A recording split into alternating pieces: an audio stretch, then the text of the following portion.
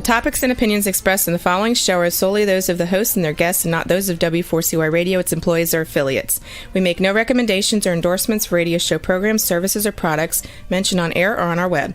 No liability, explicit or implied, shall be extended to W4CY Radio or its employees or affiliates. Any questions or comments should be directed to those show hosts. Thank you for choosing W4CY Radio.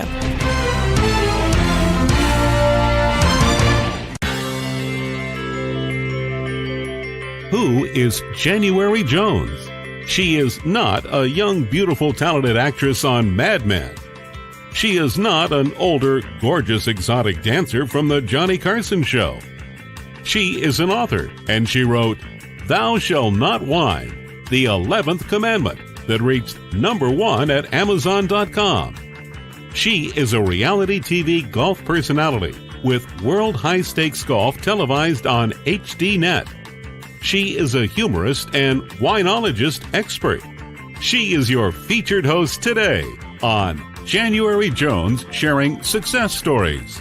So sit back, relax, and get ready to laugh and listen to Ms. Jones with her eclectic roster of guests as you learn life's lessons. These stories plus sharing equals success. Welcome, and remember, beware, because you are entering the no whining world of January Jones.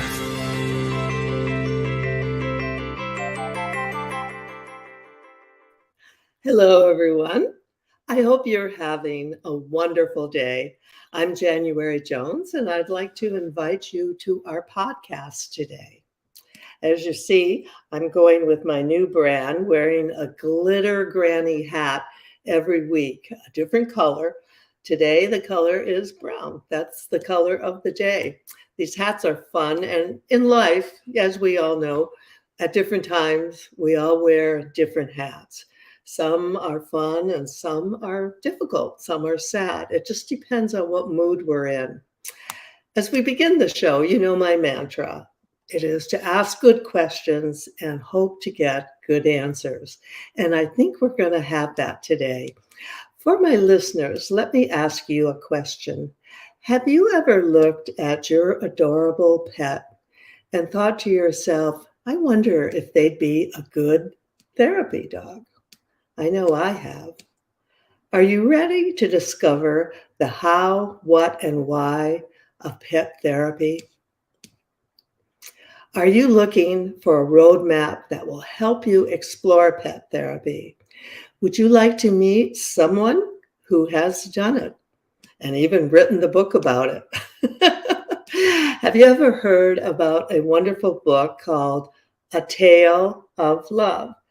Tail, T-A-I-L. Oh, I get it. If you can answer yes or maybe to any of these questions, then you're in the right place. And I'd like to welcome you to January Jones Sharing Success Stories. Now it's time, rest, relax, go get some cheese, get some wine, take some time out for yourself today, and join us in the no wine zone. Let me tell you a little bit about my guest today. He is the owner of an investment firm located in Johnson City, Tennessee. Shortly after arriving in Johnson City from New York, he was informed about a pet therapy program at a local children's hospital in the area. Knowing his dog Scrappy would be a perfect therapy dog, now isn't that a great name? They enrolled together, trained, and became certified. And Scrappy quickly became a rock star in the hospital. For 8 years, they were a pet therapy team. Together, they visited with over 2,000 children and their families. Unfortunately, sadly, Scrappy passed away in 2019. It was then that my guest turned to writing to heal himself and to provide some self-therapy. 2 years later, A Tale of Love, Life Lessons from Scrappy, a Pet Therapy Dog, was published. Today, it has won many awards, including the Ben Franklin Award, which is very prestigious. It's my pleasure to welcome to our podcast today, Larry Grogan. Hi, Larry. How are you doing today? I'm doing well, January. Thank you so much for having me. Oh, it's wonderful to have you. I've been looking forward to having you. Let's see. Now, before we go into our podcast, just briefly, could you fill me in on how the pandemic has affected you and what things you have done to get through it? Well, for me, I work in my home anyway. So from a work perspective, it didn't present any unique challenges. Okay. What it did, obviously, it's just created that isolation that we all had to deal with. You know, it restricted our ability to travel and visit with friends and do the socialization that we all love to take part of and enjoy. Yeah. Yeah. Everyone has done different things. Now, the fact that you worked at home was probably quite an advantage for you when this came upon us. Now, when the pandemic came, did that affect pet therapy? Did that limit the your ability for animals to connect with families and children? It did. Unfortunately, everything shut down. You know, so even hospitals were shut down to visitors, and that, of course, meant that therapy was no longer permitted at the hospitals, as well as any other facility, whether it's a nursing home, a school, or whatever the case might be. So when the facility shut down, it shut down all those programs that made life more enjoyable for those that had to stay in those facilities. Oh, yeah. Well, fortunately, we're back on track, aren't we? And this is continuing, and people are able to visit now. Do they still have to wear masks when they go to older places for older people? In the hospitals, masks are required. Okay. Nursing homes, it depends on the location and what their specific requirements are. If you're going to be in pet therapy, you need to be prepared for that. Yes. Okay. When you think about pet therapy, I know nothing about it. I'm interested in it, like most people who have pets. Who did you hear about it from? Who told you about it? I actually heard from one of my neighbors who had a dog that had previously been involved in pet therapy, and it just interested me. And when I did the research, I learned that the Children's Hospital where I live offered pet therapy training. And so we signed up and went through the training program. Oh my gosh. Now what kind of dog was Scrappy? Scrappy was 5 pounds, toy poodle Chihuahua mix. She was absolutely beautiful. That's a little portrait of her over my shoulder the other way. Okay, yeah. During the break, I want you to take that down and bring it up closer so we can see it on camera. Yeah. Wow. But, it was a tiny little dog, full of life, loved to be around other animals, loved to be around people. And when we went to training, the very first day, her best buddy was a Great Dane.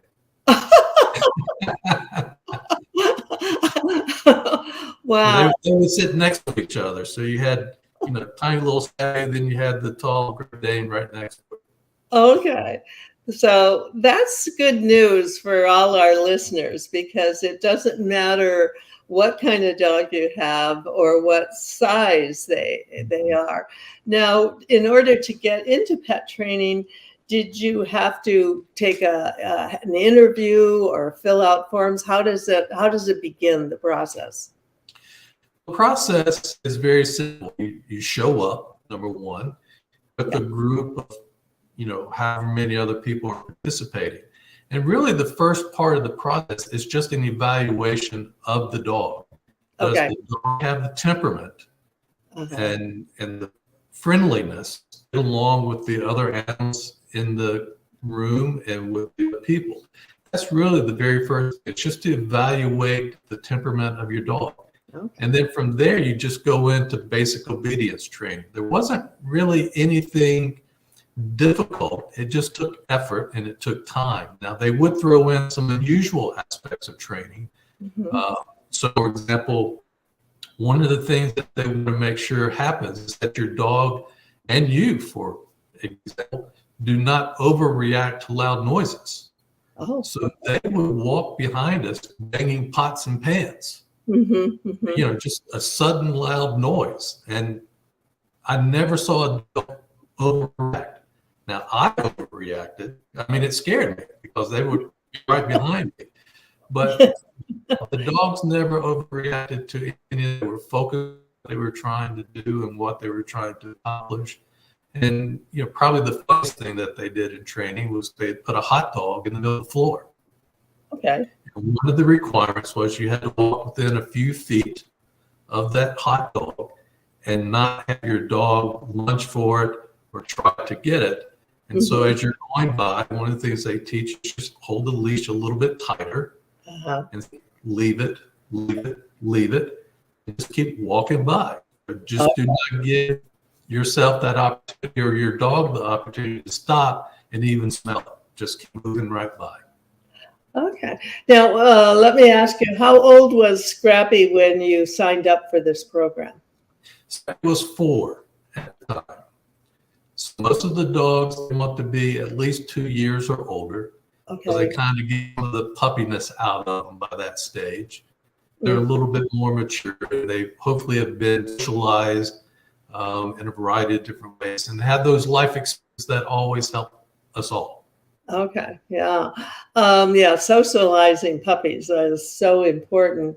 Like you, we lost our beloved dog. And of course, like most people, we just were devastated, heartbroken.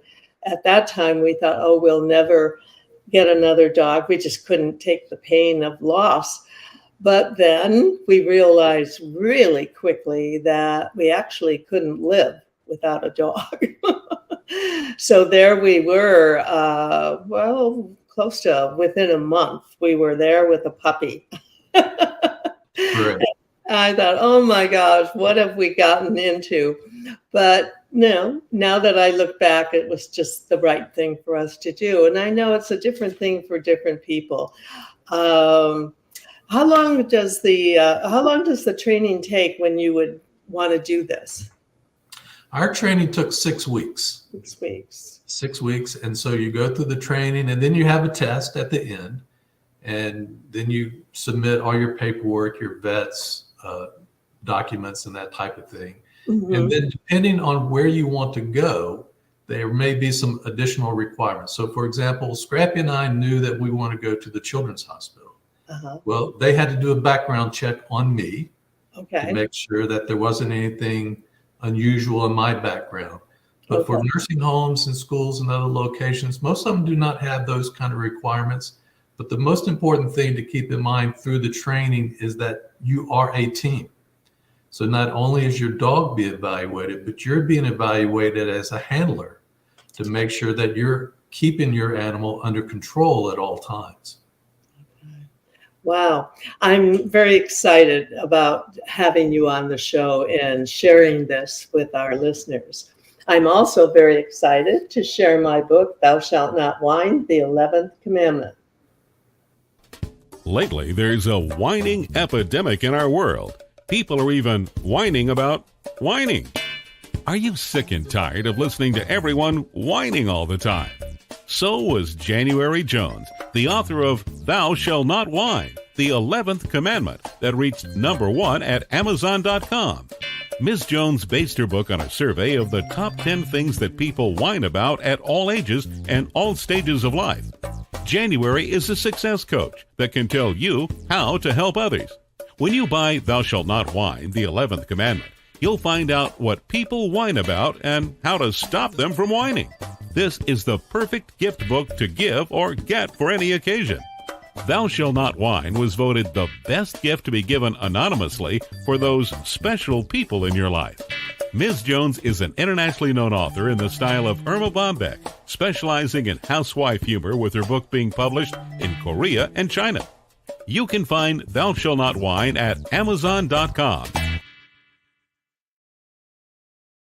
Welcome back with my guest, Larry Groban. And Larry, before we go on, would you share with my listeners how they can get your book and also how they can contact you if they have any questions? Absolutely.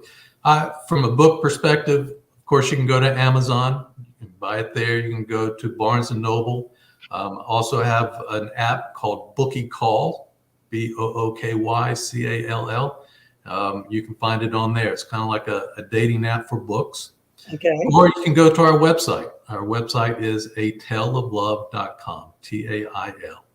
Okay, and our engineer will put that on the screen. And if you're watching, you can see it below and write it down if you have any interest in doing this.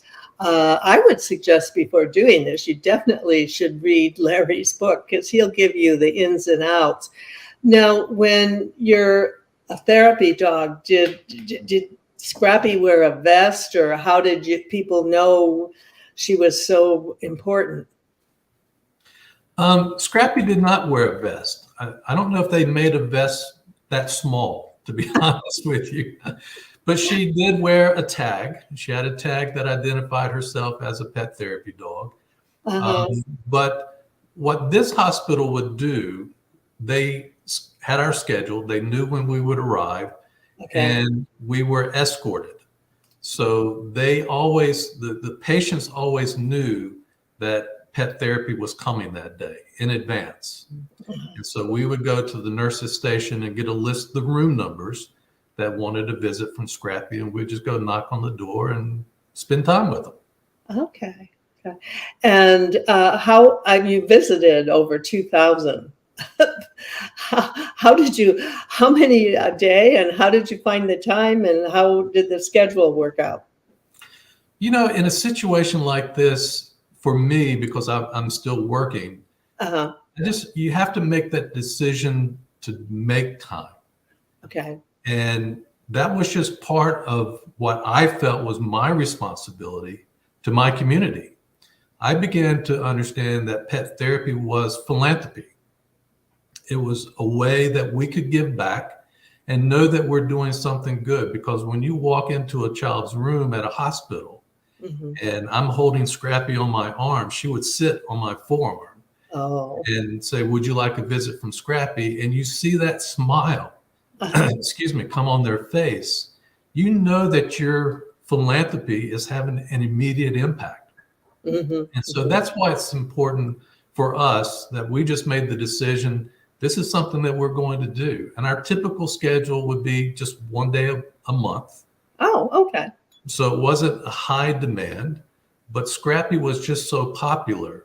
And we had situations where we might get called in. So I write about in the book that Scrappy was on call. And so it was just a situation where if a child was just having a really bad day and they could not calm them down or do anything to help them, we might get a phone call and say, "Would you mind stopping in with Scrappy?" And that's what we would do. Okay. Now, so you'd go once a month. How long did you do that? Because 2,000 visits, that's a lot.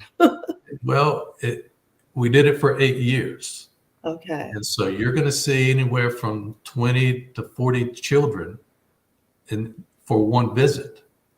Oh my gosh. Wow. So you go to every single room. They're not, collectively in a room. You go to every single private room. Oh, now, what makes it so interesting, January, and I think where a lot of people, until you get in it, you don't completely understand, but this is what I want to share with you and your listeners, is that the nurses need pet therapy as much as anybody. They are dealing with a child that is suffering, and they take in a lot of that energy as well. And so they need time with Scrappy also. And so we spent a lot of time with the nurses after we visited with all the children and their families. Wow. Oh, that's wonderful. Are there any memorable stories that you could share with our listeners today that would let us know how wonderful it was and how you felt it was so helpful? Yeah, there's a lot of stories. As I said, you're always going to have that situation where you just immediately see the smile on the child's face. But there were other situations where we walked into a room. We were asked to go visit the very first of the day because this young boy was about to get his chemo. Oh. And you could hear him crying. Excuse me. Oh, okay. Yeah. You could hear him crying all the way down the hall. So we just went in, and he was sitting on a bench, and I put Scrappy right next to him, and he just held her the whole time. And, you know, the crying eventually just kind of calmed down and eased everybody that was in the room, including his mother. You know, because as a mother, when you can't help your child feel any better, you know, you're hurting too. And so Scrappy was able to sit with him, and she actually got real close to him at one point. He was crying because it was beginning to burn as it was entering his body. And he cried out to his mother. And I watched Scrappy just move herself closer to him. And when that happened, his hand came around to her chest. And he could feel her heartbeat. He just calmed down immediately, and everything just went smoothly at that point in time. But those are the unique situations. There's others that I'll cry over as well, but that's the one that I will never forget. Yeah.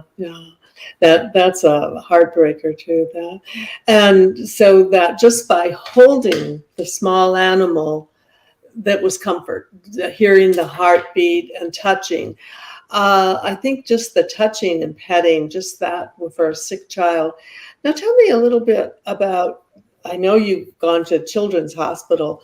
Did you also visit older people with Scrappy? We did occasionally.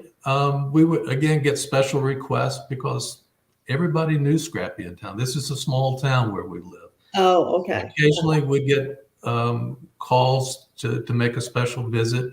Whether it's a friend in the hospital or a nursing home, occasionally at schools. And that's really where we're beginning to get a lot of interest now with pet therapy. It's actually at the college level. Oh, okay. Really? And yeah.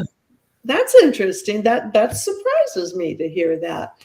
Well, you said something earlier, and that was how when you pet a dog, it makes you feel so much better. And there's actually medical research that shows that the simple act of petting a dog lowers your heart rate, lowers your blood pressure, reduces anxiety, all the while increasing your mental alertness.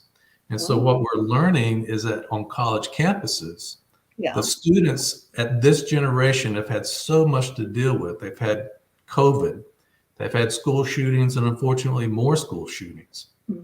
So anxiety is a major problem. And so what many institutions have done is they've introduced pet therapy twice a year. And if you think about that, you say, why twice a year? That's because of exams. So they ask volunteers to come by during exam time. But if you think about it on a bigger scale, students have anxiety more often than just during exams. So what I'm trying to do is work with administrators to introduce pet therapy on a full-time basis so that we can help reduce the anxiety. And that could possibly address some bigger issues down the road as well, because there's a 40% national dropout rate of our college students as well. So pet therapy may be part of that solution as well. Well, I think that's brilliant because animals are so helpful, and I never really thought about it in terms of school. I'm sure some veterinarian schools will probably want you to speak there and share your knowledge with them. And right now, I'm going to share my books about the Kennedy assassination. Let me ask you a question. Are you still wondering who killed Kennedy? Over 50 years later, the assassination is still a mystery. It is unfinished business for our country. Now, get ready for a theory that you've never heard before, but will make more sense than any other conspiracy theory that you've ever heard in the past. January Jones speaks the unspeakable in her book, Jackie, Ari, and Jack, the tragic love triangle connecting Jackie and Aristotle Onassis romantically prior to JFK's assassination. Did you know that Ari was Jackie's guest in the White House during the JFK funeral? He was the only non-family member who was invited by Jackie to stay there during the funeral. Aristotle Onassis was one of the wealthiest men in the world, with the means, the motive, and the money to order an assassination that was the perfect crime of the last century. Ari needed class, and Jackie needed cash. They were perfect for each other. Now, what is Camelot? It is but another tragic love triangle. Jackie, Ari, and Jack is available at JanuaryJones.com, Amazon.com, and audiobooks.com, read by Ms. Jones.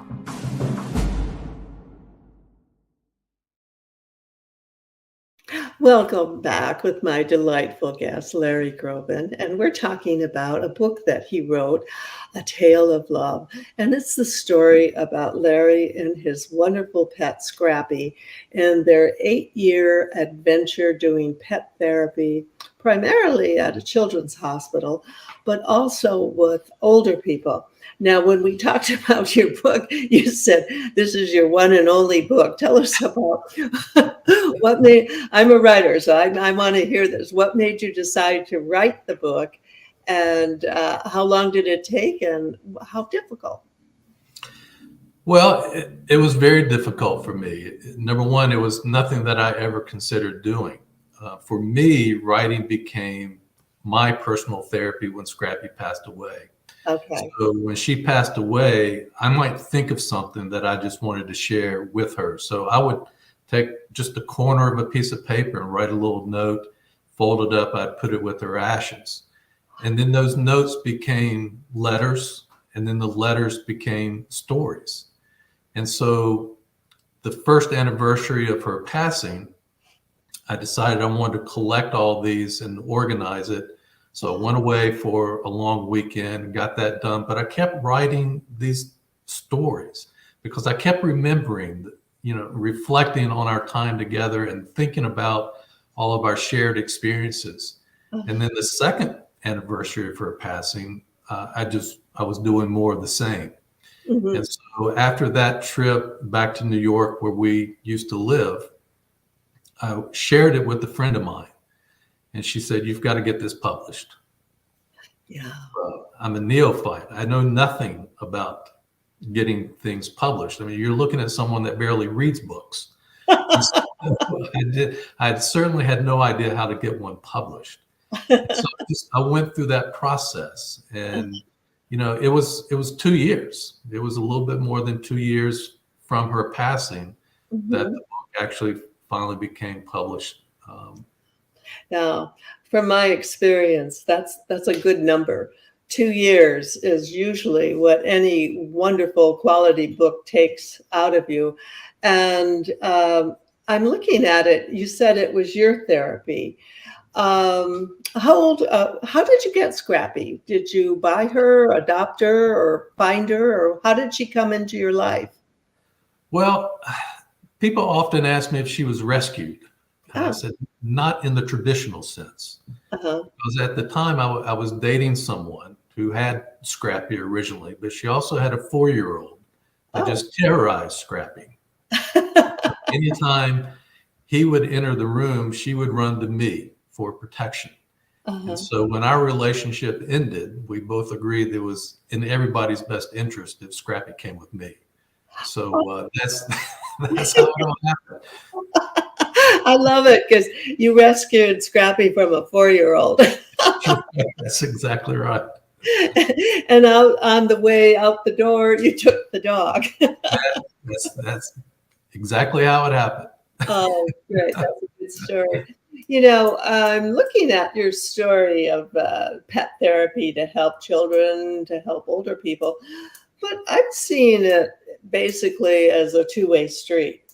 I'm seeing it as the opportunity to help others, but I'm also seeing it as an opportunity for older people who have pets and love their pets and enjoy them. And they're thinking maybe they would like to share their pets. And I think that's probably the way people would get led into pet therapy, don't you think? You're exactly right. The typical pet therapy team is someone like you and I. You know, Mhm. we're Older. mature, we're older, we may be retired, we're looking for something to do. Uh-huh. And that's the typical pet therapy team. And this is why it's so important that we need to get more people involved, because there's only 50,000 certified pet therapy teams in the United States. Uh-huh. Now, that sounds like a big number. Yeah. We were talking about college students. There's 20 million college students in the United States. Yeah. So that's one dog for every 400 students, and that's just not a realistic ratio. Uh-huh. So I really am on a mission to advance the topic of pet therapy, encourage people to get involved with it, and understand really the benefits of it, not only for the person that you're visiting, but for yourself. Absolutely. Because I think it is a form of philanthropy, and you begin to appreciate what you have as a donor, per se, with your dog, your animal, and the benefit that they're going to give someone else. Yeah. Now, for people who are listening to our show throughout the country, well, throughout the world, where do they go to find pet therapy? Is it local, or are they national, international? How does one get started? Well, the first thing I would suggest is go to our website, again, ataleoflove.com, and there's a resource tab on that site. And on that tab, you're going to find the largest pet therapy organizations in the country. Okay. And you can click on them and find one in your area or somewhere close. Uh-huh. And you can reach out to them, find out where their next training program is, what's involved, how much it's going to cost, and what they expect, so that you've got an idea of whether or not this is going to be something that's really going to work for you. And your mission is to quadruple the number of therapy teams in this country. That's a big job you've got ahead of you. I'm so glad you could come on the show and share this, because I know so many of our listeners are at that stage where you're retired and you really, everything gets to be the same old, the same old, the same old. And this would be a way to break out of the cycle and be with young people and wonderful animals. I'm hoping people listening will go to your website, A Tale of Love, and consider doing this. And what are the health implications of doing pet therapy?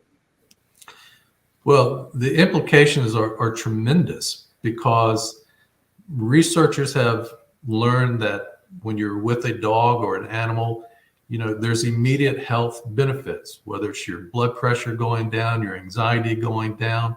And if you think about it, if you are injured, for example, or you're just mentally not what you should be, the first thing that you have to do to begin the healing process is to remove the anxiety. And if you can remove the anxiety, then everything else is going to fall in place. The lower heart rate, the lower blood pressure. Those are the real benefits of pet therapy. But the simple act of owning a dog is very beneficial as well, because that dog needs to be walked. It needs to be cared for.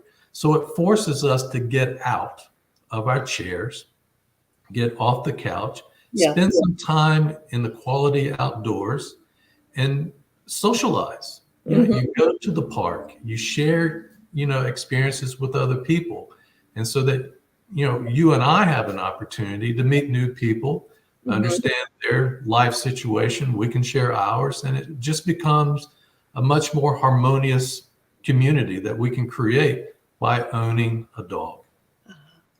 Yeah, I know we're doing that since we got our puppy, and since we're older and we can't take our puppy out jogging. Every day we go to a wonderful park here in Sarasota. It's called Adventure Park. And we all go at different times during the day. Of course, it's open all day. It's 3 acres of property that we can just, when you go in, you take the dog's leash off, and they're all allowed to just run free, play, dogs socialize. But on the other hand, as you're pointing out, it's also time for the puppy owners to socialize, to get out and to meet other people and get out of that rocking chair.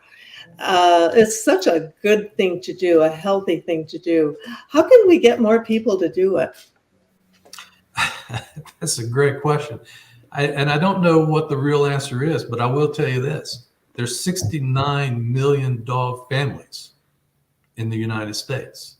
Wow. So that's a huge opportunity for people to get out and do those types of things. Buy the leash, just walk up and down the streets in your neighborhood if that's what you have available. But again, it just gives you that opportunity to get some exercise, address maybe some of the obesity and diabetes issues that this country deals with in a major way, lower your heart rate, your blood pressure. There's just so many tangible benefits, and I'm sure there's some untangible benefits as well of getting out with your dog. Yeah. Oh, I definitely agree. We're going to take a break and hear about two wonderful books that I have that are about priceless personalities who have been on the show. And when we come back, I'm going to bring Ginger Ale on so she can meet Larry, and you can all see how much fun I'm having with my puppy. Have you ever met someone who was unforgettable? Someone who has touched your heart and soul? People who have faced difficult problems? People who have struggled to find solutions? People who fearlessly shared their stories? People who have not only informed you, but inspired you. People who have priceless personalities. I have been fortunate to host an internet radio talk show called January Jones Sharing Success Stories, and it has been my privilege to interview hundreds of guests. My guests have shared their stories, their struggles, their secrets, and their successes in their own words. In this book, we're talking about people dealing with problems such as incest, molestation, runaway kids, child abuse, drug abuse, polygamy, unemployment, scandal, and starting over. Then there are my guests dealing with difficult physical struggles such as blindness, cancer, and birth defects that are beyond traumatic. My guests have all been exciting, eclectic, and energizing. They have amazed, amused, and even astonished me. I have adored getting to meet them, and I adore sharing them with you. Attention all listeners. Priceless Personalities, Success Stories Shared by January Jones, Volume 2 is now available at Amazon.com in paperback and Kindle editions. You'll be able to meet 10 amazing people who will be sharing their own personal stories with all their struggles, successes, and solutions, sprinkled with lots of humor and hope. Priceless Personalities features a teenager who becomes one of the famous Supremes from Motown, a nurse who as a humorist helps people to heal, an inspiring laughter yoga instructor, a mother dealing with the loss of a child, an incredible motivational speaker, a woman who married 5 times, a gifted paranormal nurse, a wise economist, a funny female humorist, along with an older man sharing his sweet childhood in the Deep South. January's guests are all amazing and amusing. You will never forget meeting them. Go to Amazon.com for your own priceless experience. Welcome back, and I'd like everyone to meet Ginger Ale. Oh, there she is. Now, Ginger Ale, she just celebrated her first birthday, and she's had 12 weeks of training, puppy training and intermediate, and now she's going to be going to her advanced training, and we're hoping that at that point she'll be accepted as a service dog. But we're also definitely going to look into pet therapy for her, bye-bye, and for us. I think it's a two-way street, and we're encouraging anyone who has a pet to consider it for you and your pet. What else do we want to share with people about getting them to do this, Larry? Well, I think the one thing that everybody needs to understand is, and you said it just a minute ago, it's a two-way street. When you're involved in pet therapy, you are giving something of value to a patient, a friend, or stranger, and that's the love that your dog is going to provide. The beautiful thing about animals is they don't discriminate. They just don't know the difference, and they don't really care. They are there to share their passion and pass it on to whoever is willing to accept it. Mm-hmm. So that's really the beauty of what animals provide us. And for us, those of us who own the dog, will be their handler, we get to observe and see that appreciation that is being received. And that's why I refer to it as philanthropy. It doesn't always have to be financial, but at the end of the day, philanthropy is giving back and doing something good for your community, something good for your neighborhood. And that's what pet therapy can do. And so I would encourage everyone, if you have a dog that you love, maybe someone else is going to love them too. And keep that aspect in mind and really look into getting involved in pet therapy, where your resources are. If you have any questions, reach out to us. We'll be more than happy to assist you. Wonderful. And on the bottom of the screen, Larry's website is being scrolled across, so you could write it down and go to it. You know, the wonderful thing about animals, all animals, we're not just talking about dogs, we're talking about cats and other animals too. It's the unconditional love. And it's, my husband always tells a story about if he were to lock me in a closet and lock our dog in a closet, after 2 hours, I would be very upset. But guess what? The dog would be happy to see him.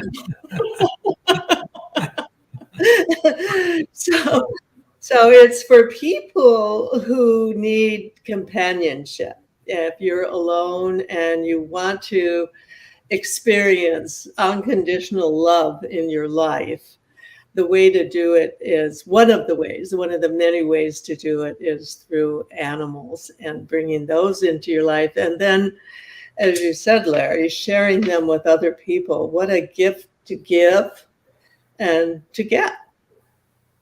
I agree. And to me, there's no better way of doing that. Yeah, this is wonderful. It's been great to share you with our listeners. Now, I have a question to ask you, and this is something I ask everyone who's on the show before we close out.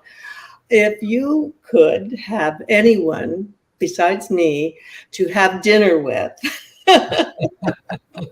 living or dead, who would you like to have a dinner with? Oh, gosh, that's a hard one.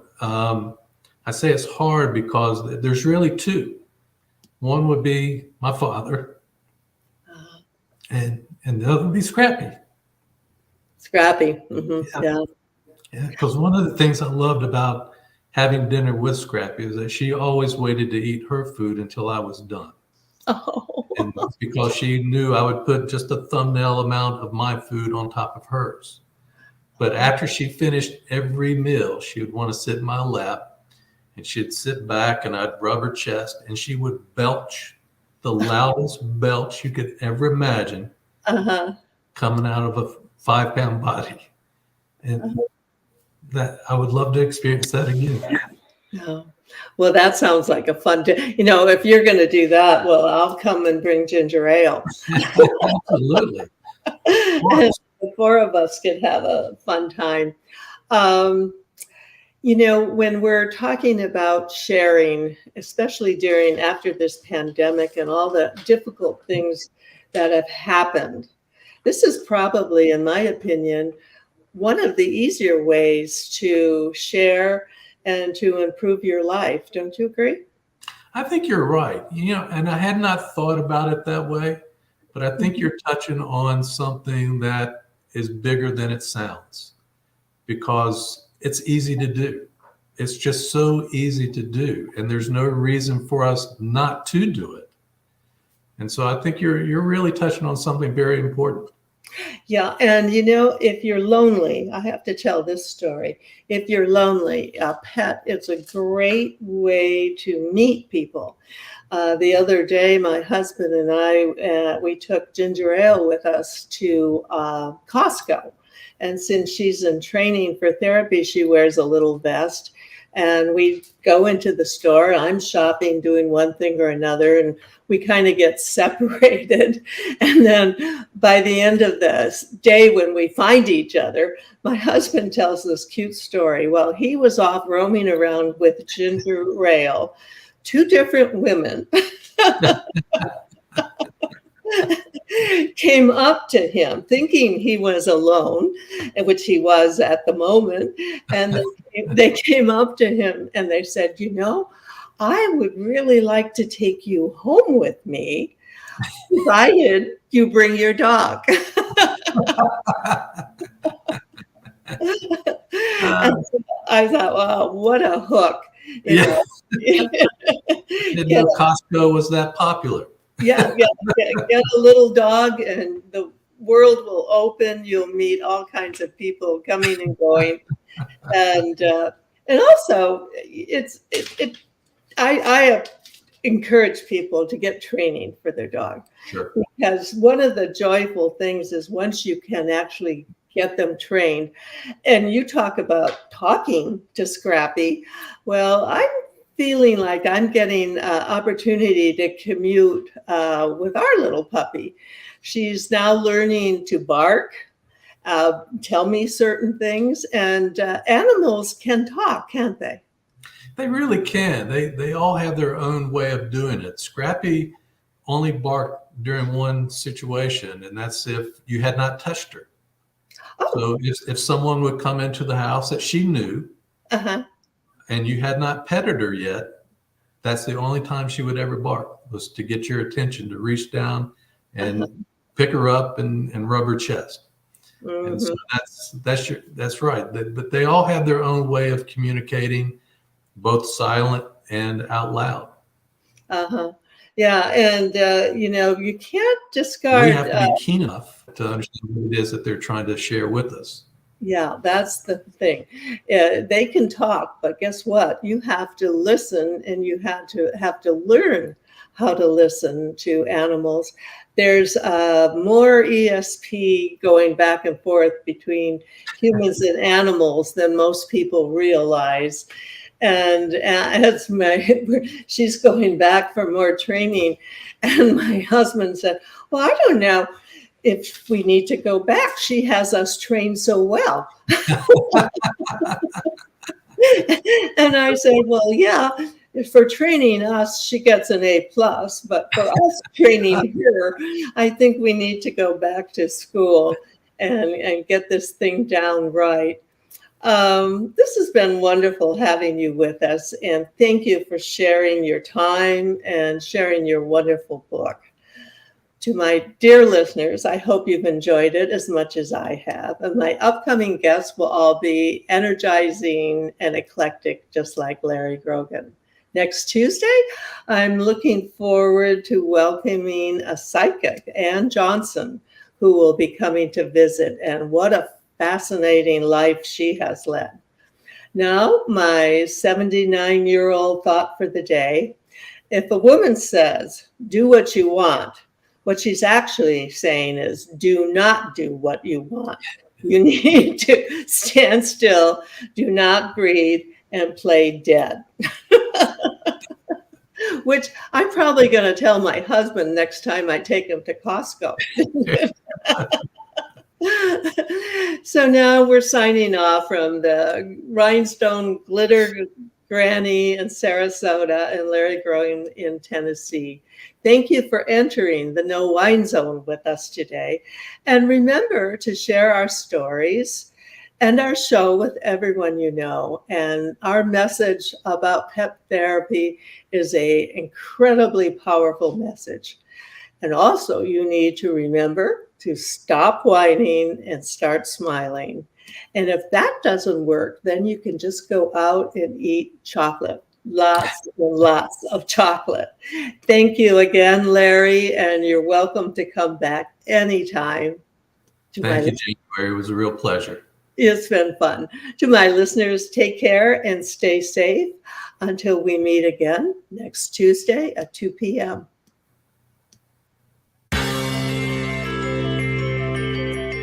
We want to thank you for listening to January Jones Sharing Success Stories.